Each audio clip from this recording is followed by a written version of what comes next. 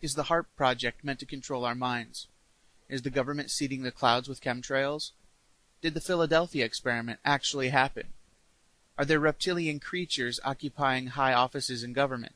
Join us as we discuss these topics on this week's What's Out There.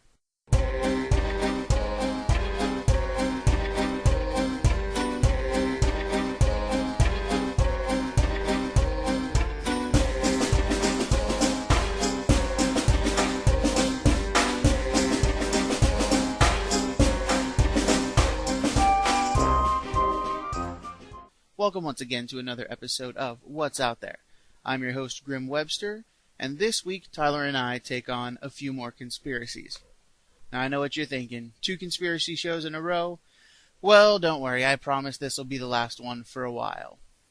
Before we get started though, I'd like to thank everybody for the massive turnout on the last episode, and I'd also like to thank everybody for their feedback. It's your feedback that keeps this show improving, so keep it up. Now, I'd also like to ask a favor. Every episode, I direct you to the blog page, which is wotb.blogspot.com. And then I direct you to the left side of the page where there's links to everything. Today, I'd like to do a little push directly to the Facebook page. Now, the next milestone up on the Facebook page is 100 likes. We're currently hovering somewhere around 12 or 13. So, if you want to go to facebook.com/WOTB show, like the page, and if we can get to 100, that'll help us get our exposure up, help us get more feedback, and help us make this show great. So, once again, thanks for listening, and with no more waiting, here it is. Hey, how's it going? Good, you? Pretty good so far. I'm on kind of a shaky internet connection today, so I don't know if I'm going to drop out or not. Alright. Let's go ahead and start with HARP. It stands for High Frequency Active Oral Research Program. Basically what it is, what the government says it is just basically they're testing the ionosphere, radio waves and stuff. They can monitor weather like that and stuff. The conspiracy theories that go along with this are that they can control weather. A Russian journal actually said that it can cause earthquakes. People have blamed Katrina on HARP, different typhoons, earthquakes, all kinds of different stuff across the world.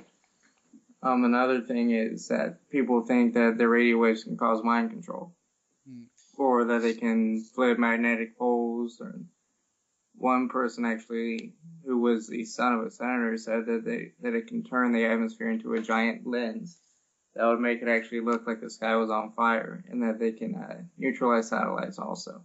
Have you heard about any of those? I have, actually. It always seems like what people think about HARP kind of goes from one completely different end of the spectrum to the other, because they never really explain what they're doing. They just kind of say, oh, it's for radio communications, but they never really give you any details about it. So I know it's pretty much ripe for being a conspiracy theory magnet there. Yeah. And I remember, I think I saw a clip from Jesse Ventura's show where he was talking about HARP, and they were talking about how they were using it to transmit messages into people's heads, and kind of almost like they were getting messages from God and changing the way they think, and as a form of mind control. I just think that if government agencies and all that were a little bit more open about what they were doing, and just say, hey, we're just researching this or that, that all these conspiracy theories that pop up around certain things just wouldn't be there. And I think that this is one of those cases. Yeah, probably. I mean, they're out in the middle of Alaska, and they, whenever anybody asks what they're doing, they never really come out and say anything. They don't really come out and give much of an explanation about anything. And mostly they analyze the ionosphere and for the enhancement of radio communications. I mean, I guess that makes sense, but yeah, and the Alaska State Legislature actually had a meeting about that and cited environmental concerns about it. So I'm not sure what all that can be, but you're messing with the ionosphere there. There could be a whole bunch of things. I mean, I mean, I don't know a whole lot about all that, but with the whole ozone thing and all that, there might be some effects there. Do you think it's possible they could be using it for weather modification? I don't really know how they would do that, but I wouldn't put it past them if they knew how to do it to do it. Right. If you get what I'm saying there, but that seems like a whole real, especially with the earthquake thing. I mean, we've heard that fracking does it, and injecting, all that waste on the ground is actually what causes earthquakes. But I can't see how messing with the ionosphere would create an earthquake. I mean, I could see if I think we're getting into later with chemtrails and all that, but I think it would be more likely that they would use jets to do something like that, or some kind of aerial device. But I don't think you could modify molecules in the upper atmosphere just by that. Yeah, especially with HAARP. I mean, I don't know if you've seen the pictures of the place, but really it's this big open area with a bunch of satellites. And I mean, satellites are generally for receiving. Yeah. And I don't know how much impact they would have if they're just there to analyze the atmosphere, which obviously they could do. I mean, the satellites make sense, but for weather modification or mind control or anything like that, just from what I've seen, I don't see how that's possible. Yeah, I mean, but I mean, of course, government has all kinds of technology that they're releasing that, oh, we had this years before we thought we could have it and all that. Oh, yeah. But I don't know if they could actually be this far ahead. Going on that line, do you want to get into chemtrails there? Yeah. I was gonna say that was a pretty decent segue into chemtrails. First off, contrails, for anybody that don't know, are clouds of water formed by hot airplane exhaust in the cold skies. So as the plane is flying across the sky, it's far colder up there, but the engines are still hot, and it leaves this basically trail of condensation in the sky. Chemtrails, on the other hand, are believed to be trails basically of chemicals or some other substance left as planes fly across. Like the most common theory is that the government is using these planes to drop harmful chemicals in the sky or to seed clouds or really just a whole lot of things. The biggest ones are weather modification and biological warfare, probably. Yeah. What's your take on that? Well, the biggest one I've heard about is that they flew over Katrina back when it wasn't big, and they dropped a bunch of stuff into it that made it turn into the huge Category 5 hurricane that it was. That's if they were gonna do it, I think that's the way they would do it. Like I said earlier, I remember watching something, I think it was on the History Channel a while ago, where they would take where they actually said it was possible for them to take a certain mixture of chemicals and to create a volatile reaction in a weather thing like that. But they said it wasn't very stable and it wasn't guaranteed to work. But I mean, of course, assuming it did work, it could cause something like that. Have you heard the theory that they're actually releasing? It's a chemical to kind of protect against solar radiation. Huh, I haven't heard of that. But something that the U.S. military and government actually does do that has been documented is that stuff that you get in that little pack. I mean, it's inside beef jerky packages. It's in a little thing called silica gel. Yeah. They do drop that actually over U.S. cities. I think they try to keep it more out in rural areas, but they do actually drop that for different things. I think it's for radar testing and different stuff like that. Oh, okay. It actually will really throw off meteorologists sometimes because it'll look like there's a huge storm system coming in, but the skies are all clear. But I mean, I think that might be something that's fueling this whole chemtrail theory, which I mean, I mean, if any of the ones we were going over today, that this is the one that I think is more plausible. I've heard some pretty good arguments for and against. Like one of the better things I've heard is that, the flight patterns for planes are pretty much the same every day. Mm-hmm. So one day you can go out and, the sky will be clear, and the next day you go out and the sky is just full of these things and nothing has changed. Right. I mean, same weather, same temperature, same everything, except the only thing different is one day there's all these trails in the sky and one day there's not. Yeah. And Yeah, that's we talked about my Uncle Paul before and other ones, but he believes in these a lot. He pointed that out to me a couple years ago. He goes, if you see those, I mean, that's been there for 2 or 3 hours. How is that still there? that's one of the theories that, I guess, one of the better ones I've heard for it. But then on the other hand, for against it, I mean, if you're that far up in the sky and you're releasing a chemical or whatever, the dispersion rate is going to be, I don't know, it would be a really inefficient way to do it if you were trying to affect the people on the ground. I mean, unless you were, I don't know, maybe trying to seed the clouds or something like that. Yeah. I mean, you drop something that high and by the time it gets to the ground, it's 100 miles away, or it's so dispersed that it has no effect, or, Right. I mean, just from that high up, it just seems like it would be a really inefficient method. Yeah, that's pretty good unless they're trying to mix it, like you said, seeding clouds with chemicals, and then, the rain will carry down. Right. Which, I mean, could pollute groundwater, rivers, fields that we grow food in, and all that too. So, I mean, there's all that. Do you want to get into the Philadelphia experiment? Yeah. Let's go ahead and move on to that. So the Philadelphia experiment is your classic conspiracy theory here.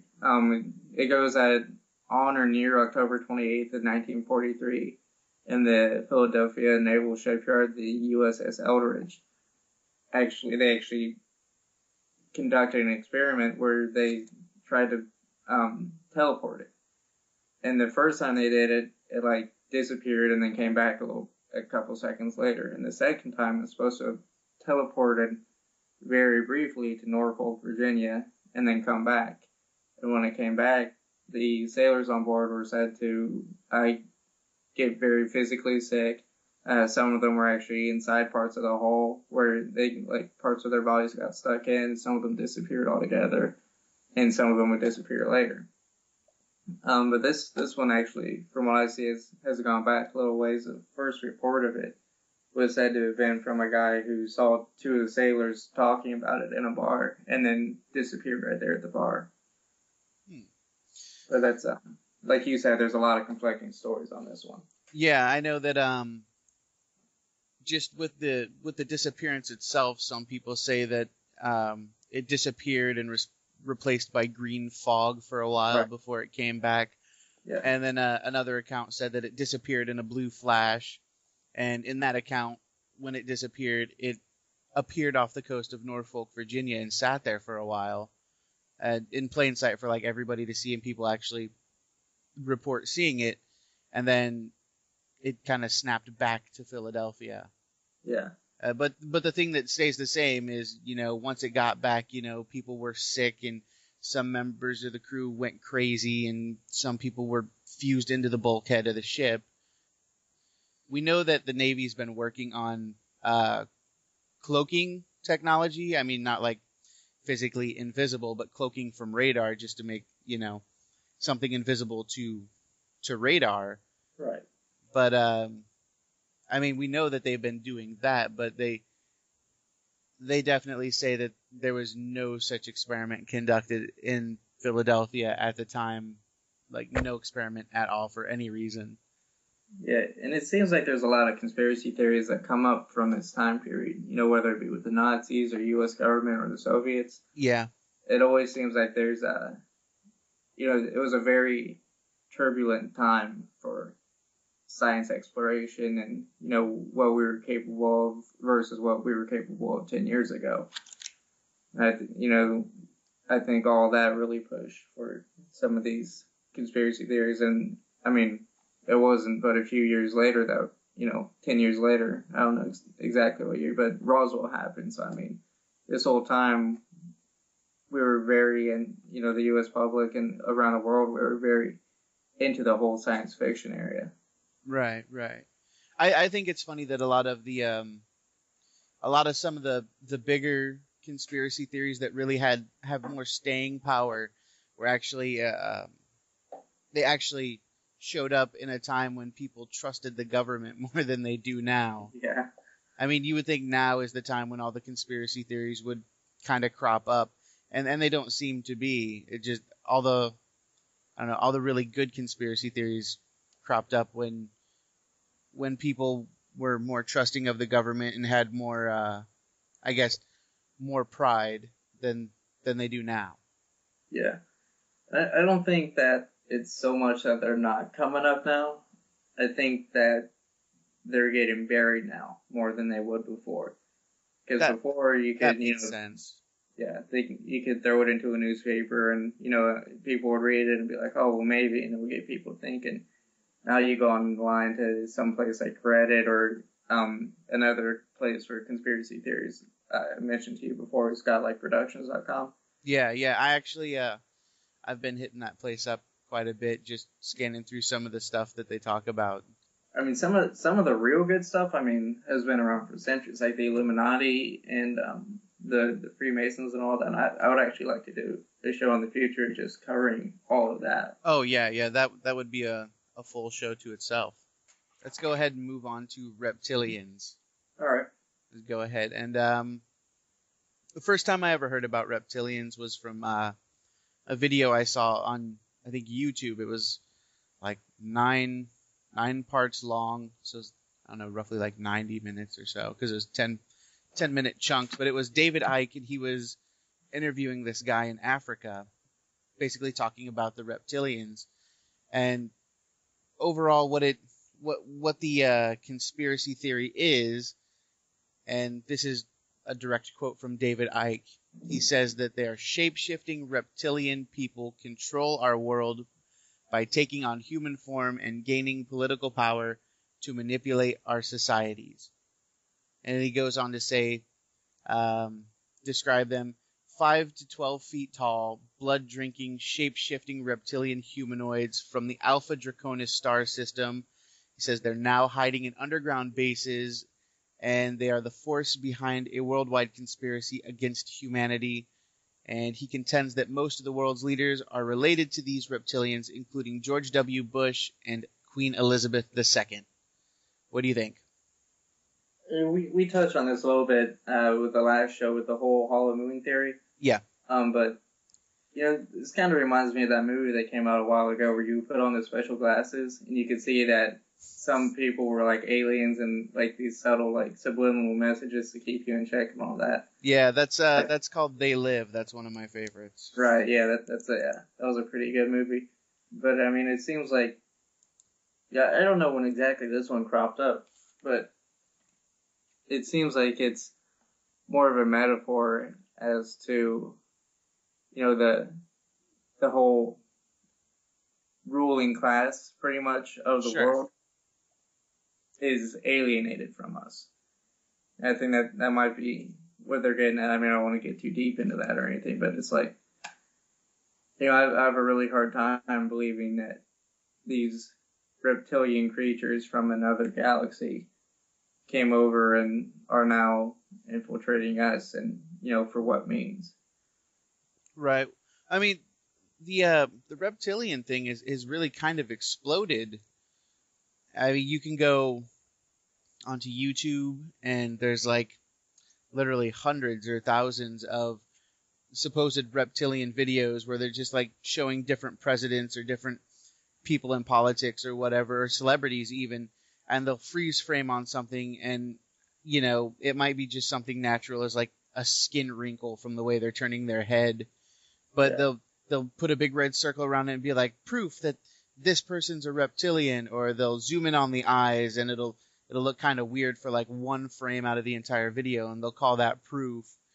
or I mean, you can go to Google and just hit images and find thousands and thousands of reptilian images. So this one is pretty much exploded recently. A lot of people are jumping on it. Yeah, and I think that some of those videos lend a little bit too much like faith into how well our cameras work. Right. Because I mean, I've taken pictures where I mean some stuff looks pretty jacked up sometimes. Like your eyes will look all weird or all that. Right, and what they're usually doing is they're taking video from the TV, and then they're, a lot of them, it'll be on TV, and then they're recording the TV with the camera. So, right. I mean, there's a loss coming from real life to TV, and then TV to camera, and then any anomaly that they're finding in there, they're going to take that and call it a reptilian. Yeah, and another big problem I have with the reptilians is that the guys who are real huge proponents of this almost have like a church about it. Oh, and yeah. Huge amounts of donations. And it seems to me like it's just a big scam. Like it almost seems like a cult to me. Yeah, I know David Icke, he's the guy that I first heard about it from. He's written, I don't know how many books, but I mean he's putting out books all the time, and he's on the lecture circuit, just giving lectures all over the world about this, and constantly doing interviews. And the thing that really just kind of kills it for me, I think, is he says, first off, you have to have a reptilian compatible bloodline, and he has a little checklist for if your bloodline is compatible or not. And then in addition to having a compatible bloodline, you actually have to have a reptilian take control of your body. So, I mean, you can't just be a reptilian. You have to have a compatible bloodline, and then, have to have somebody, I guess, possess you. I don't know. I think that's the part that really just kind of kills it for me. This is probably the one that I most likely wouldn't believe in. Right. Yeah, that one seems a little bit off the wall to me. I mean, we talked about this before with the hollow moon. That some people believe that the moon is actually just like a base for them, and that they live inside the moon, or they've got like a control center inside the moon or something. Yeah. Speaking of going back to the moon theories, when I was trying to find information on the Nazi moon base, all I could find was information on the movie that was made around that, and I actually got around to trying to watch that, and it was really bad. What was it, Iron Skies? Yeah, Iron Skies. It was basically I don't know. It was like a spoof that wasn't actually spoofing anything. It was just kind of a really dopey, dumb comedy. And I got about halfway through and I just quit. I couldn't follow it anymore. Yeah. So, if anybody was listening to the last one and didn't know or was curious but didn't know if they wanted to try it or not, unless you're into really kind of silly comedies, just that one's not really for you. Yeah. We actually finished up a little bit early today. I mean, if you don't mind, I got some other short ones that I think we talked about before, and the one that got cut off. Yeah, real quick though. Let's just go over these real quick. Kind of like a final verdict. HAARP. Do you think HAARP? Do you think that one's possible or no? I mean, obviously HAARP is real, but I don't think that it can cause, earthquakes, weather, and, mind control and all that.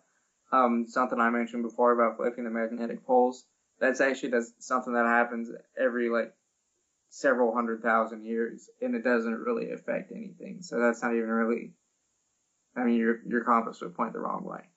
Right. But that's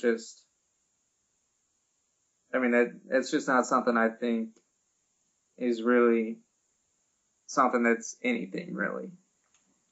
Yeah, I think I'm with you on that one. I think that's just just a government government research program that really just people don't understand, so they made stuff up about it. Right. What about chemtrails? Chemtrails, out of all these, are the most plausible to me. Because, I mean, like I said, we already do it. I mean, we already dropped that silica gel to test our radar and all that. And, I don't think it's out of the question that they could be using different chemicals. I mean, we use it in Vietnam, not to that level, but they use it in Vietnam with Agent Orange, dropping it out of helicopters and all that. So I don't see. I mean, obviously the government's not above dropping stuff out of planes. Right, I'm with you on that one as well. There's a lot of good evidence for and against, but if I was going to believe one, I think it would probably be that one. Philadelphia experiment. What's your final verdict on that one? My final verdict is that it did not happen. The technology at that time, and conflicting stories, conflicting reports, and lack of evidence. I think there was like one or two newspaper articles that ever came out about it. I just think it's something that somebody cooked up. For me, I think this is one of those ones that I really, really want to happen, or that I want it to be true, but at the same time, without sufficient proof, I can't go with it. Although, I mean, it is one of my favorites, and I want it to be true, right? But I kind of don't think it is. Yeah, it just seems like it was maybe a fluff entertainment article that got published, and then all of a sudden somebody took that, 40 years later out of context and said, "Oh, this is what happened." It was good material for movies and books and right. things like that for sure, but yeah, without some sort of actual proof, and they never seem to come up with any. Maybe the files were classified or something like that, and aren't subject to the Freedom of Information Act yet or something. But yeah, and maybe one day in the future it'll come out and say that, oh yeah, we actually did do this. But until then, I'm gonna have to say, I wish it was true, but I don't believe it is. Yeah, that's where I gotta stand on it. What about reptilians? Yeah, we talked about that before, and what I thought about it on our last show. But for the people who are tuning in just to this one, I think that's a whole load of crap. I just don't, for lack of a better word, I just don't. I just have a really hard time believing that. I'm with you on that one. I mean, I like the idea of there being other intelligences and things like that, but the way this goes, reptilians have a conspiracy against Earth, and they want to control the population, and they take the form of people in high-ranking government. That just, I can't get behind that one at all. And that one always gets me a bunch of slack, because the people, the reptilian believers are always kind of outraged when you say you don't believe it. Yeah. But yeah, that's one that I got to come right out and say I don't believe it for a minute. Yeah, and I mean, neither do I, especially with all the different ones that crop up regarding those, hollow moon base, living in Middle Earth, or whatever. It just doesn't seem to me like that's any sort of, there's any sort of truth to that. But, there are some conspiracy theories out there that did end up being true. Oh, yeah. Like, the huge one right now is that the American government has been spying on its citizens, which, Edward Snowden has come out and confirmed. I mean, we all had this suspicion, I think, for a little while, but there are a lot of people, especially politicians, news affiliates, that said, "Oh, no, there's no way," until this guy comes out and says, "Yeah, we did." Right, yeah. With WikiLeaks and all this, and, now we're getting into, they were tapping into cell phones, in cell phone towers to triangulate where you were, at any given time. That's just, it sounds like a science fiction movie, but, it happened.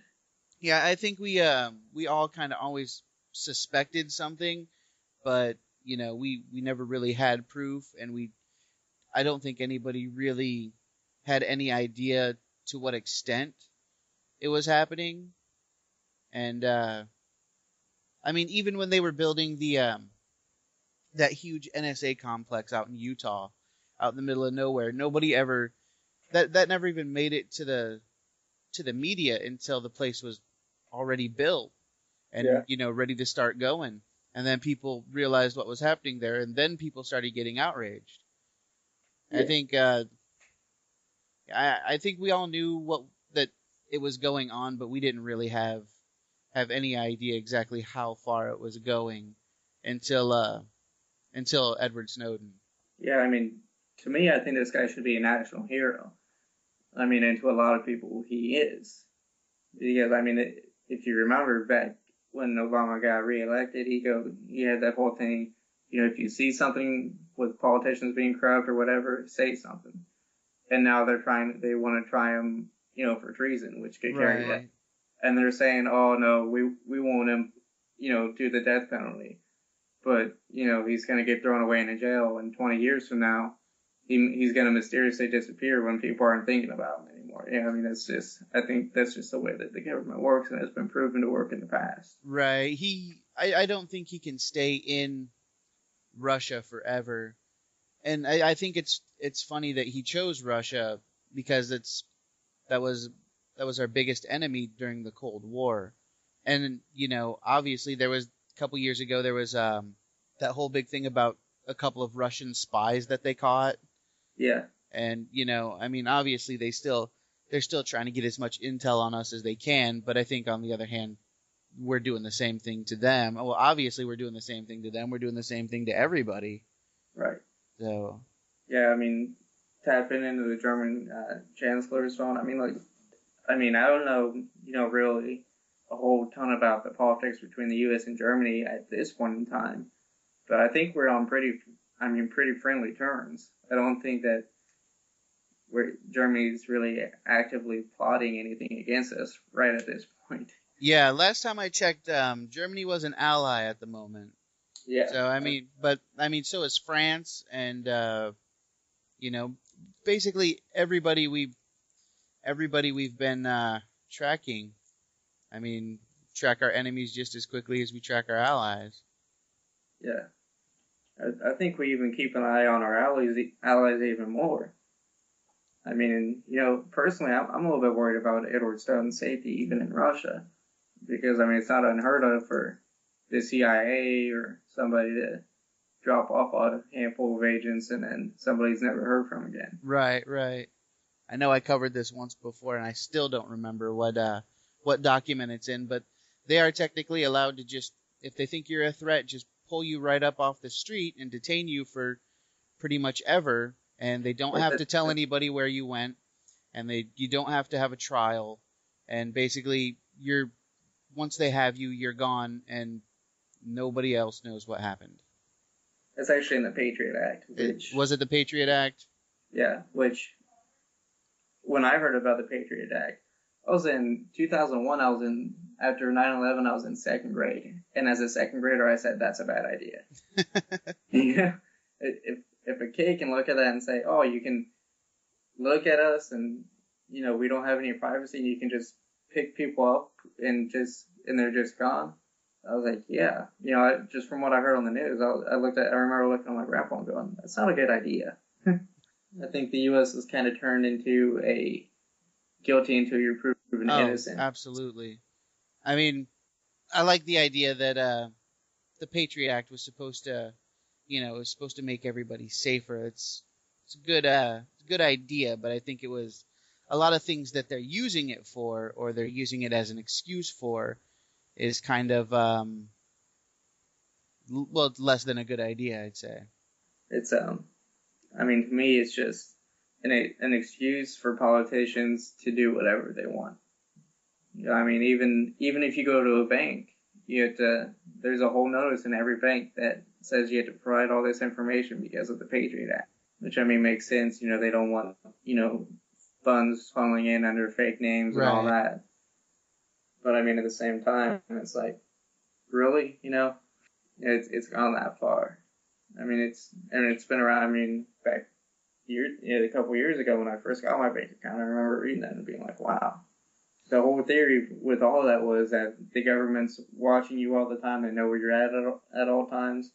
And even after Snowden came out with all this, they would come forward and say, oh, no, we did this, but then we didn't go any further. And then Snowden will come out a couple weeks later and say, they did go further. And then they'll come back out and say, oh, okay, maybe we did that, but we didn't go any further than that. And it just seems like Snowden's playing a game of cat and mouse with them, where he'll just release a little bit. Right. I'm going to do a little shameless plug while we're here. I want to see if I can get some more people on the Facebook page, because I know we've got like over 400 hits on the last episode of the podcast, and I mean it hit like 200 hits in under 24 hours. So yeah, I mean I know people are going, and I always add all the extra contact information at the end of the podcast and whatnot. And I always say, if you go to the blog spot, or the blog page, which is wotb.blogspot.com, on the left-hand side of the page, you'll see all these links for this and that and whatever. And I always ask people, go ahead and like the Facebook page.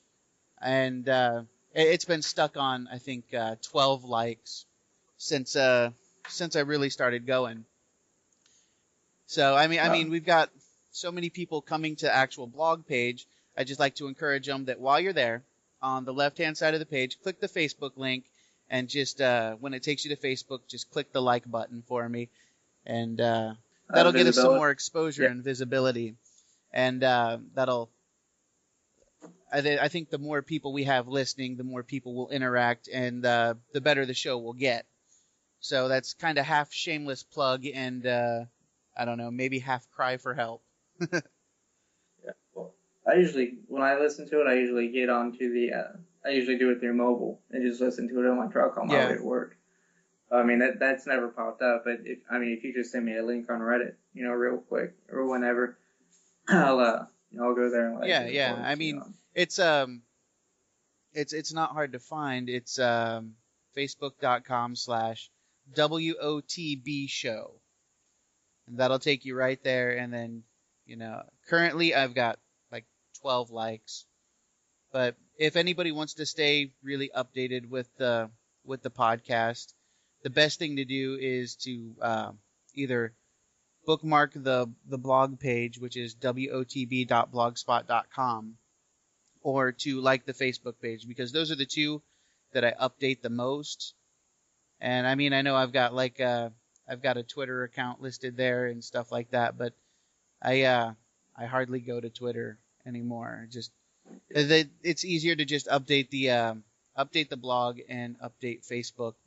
To the thing we were going to talk about, though, in the future, if we can get enough interest in it, I'd like to put on a live show. Maybe, I don't know, I was thinking somewhere around every 10th episode or so could be a live show, and that would give us plenty of time to generate interest and really get people ready, get involved, get something to talk about, and make sure anybody who wants to be involved is going to be able to arrange their schedule, and we can do a show when everybody can be there. But right. So I mean, right now I'm looking at a couple things, and it looks like I'm settling on the website TalkShoe.